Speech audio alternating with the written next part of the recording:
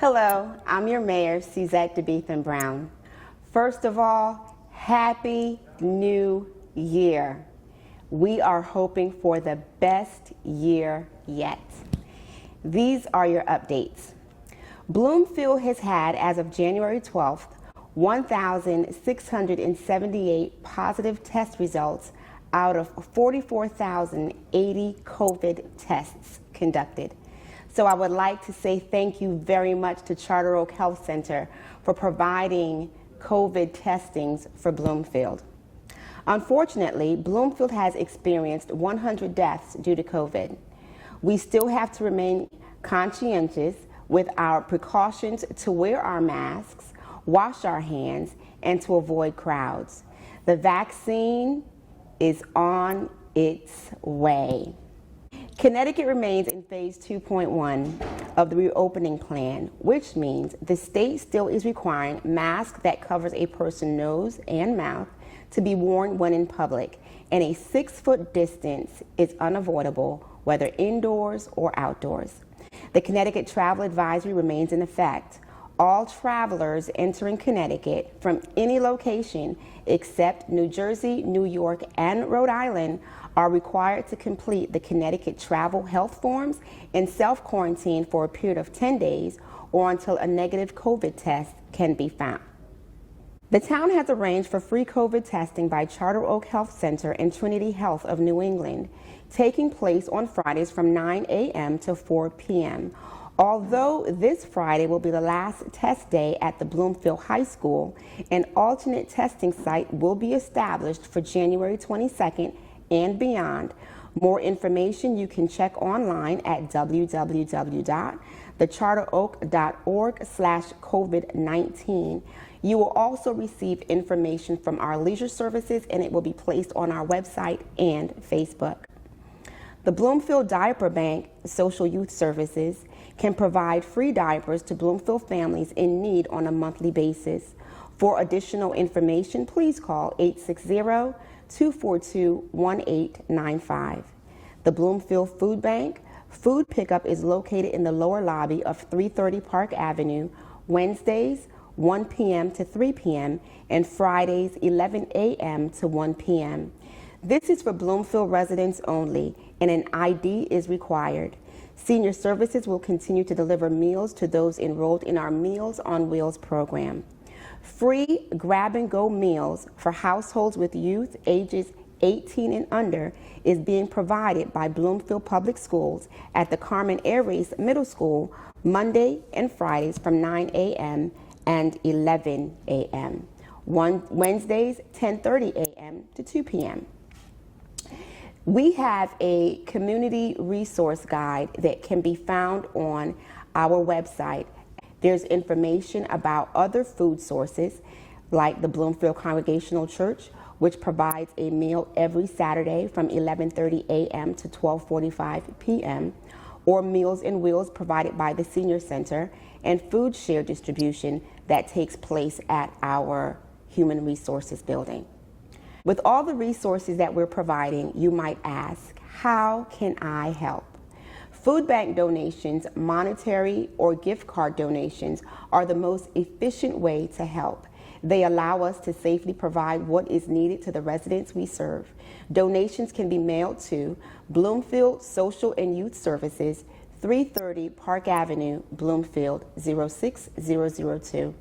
Please also note that Heating and Utility Assistance Program by the Bloomfield Social and Youth Services can assist residents with accessing programs and services for heating assistance, utility shutoff prevention, and home energy conservation programs.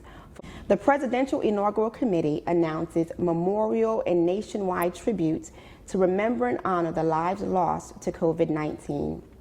We here in Bloomfield are making arrangements to honor the lives lost from COVID-19 by joining a prayer candlelight vigil, which will take place on this coming Monday at 5:15.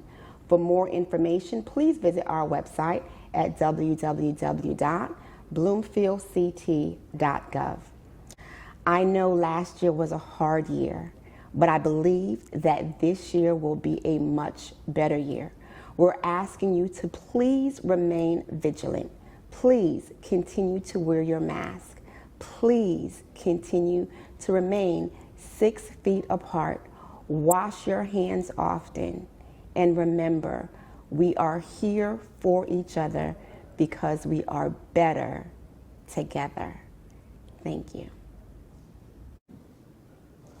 Happy New Year to everybody, and we all hope that 2021 will be more productive for Bloomfield than 2020. My name is Phil Shank. I was your town manager from 2013 to 2019, and I'm back now as interim as the town council goes about the process for selecting a successor to Robert Smith, who was left. Happy to be back. I think we're doing a lot of good things here in Bloomfield, and I just wanted to go over a few things with you that I think you might be interested in. The last of the proceeds for the reconstruction of the Public Works facility that was approved back in 2016, I believe, the bond sale for that was consummated earlier this week. I'm proud to say that we have a 20-year bond at an interest rate of 1.35%, unprecedented in any community's bond portfolio. This is a 20-year bond. Our bond rating or credit rating, similar to what many of us may have on our credit cards or other credit rating vehicles, is a AA+ by Standard & Poor's Investment Services. That's next to the highest AAA level. Our bond rating was reaffirmed by Standard & Poor's earlier this month. So we are happy to be able to take advantage of a great credit rating and a great bond sale. 20 years, $9.3 or $9.7 million at a 1.35% rate, unprecedented in terms of savings for the town of Bloomfield. Not on a positive note, but something as more of a reminder for all of you, and that is that taxes, the second installment of the fiscal year 2021 tax payments are due this month. So we'd like to have you make sure that you get your tax payment in. The town hall is open in the sense that you can come here to pay your taxes, but you may have to wait. We only allow escorted town residents to visit the various departments. You must wear a mask. We ask that you be socially distant. All of the COVID-19 requirements and precautions that you've heard about are in force here at the town hall. So it may be easier for you to send your taxes in by mail, but if you want to stop by at the town hall, that's available to you, and we will be open. Our budget process for next year, the fiscal year starting July 1st of 21 and going through June 30th of 2022 is underway. Departments have submitted both their capital improvement program requests, and we received the town budget operating request this past Friday. Our schedule is to basically have the town manager put all of this together in a recommendation to the council.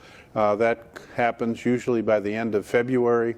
The council then demurs over the town manager's budget, makes adjustments that they feel they would like to put in place, and then it goes to really all of you at the annual town meeting, which is scheduled for May 3rd this year. We're not sure whether this will all be on Zoom or how these meetings will be conducted, but that's kind of the schedule. All of our town meetings at the present time are on Zoom, and we encourage you to listen in and attend if you have comments that you want to make.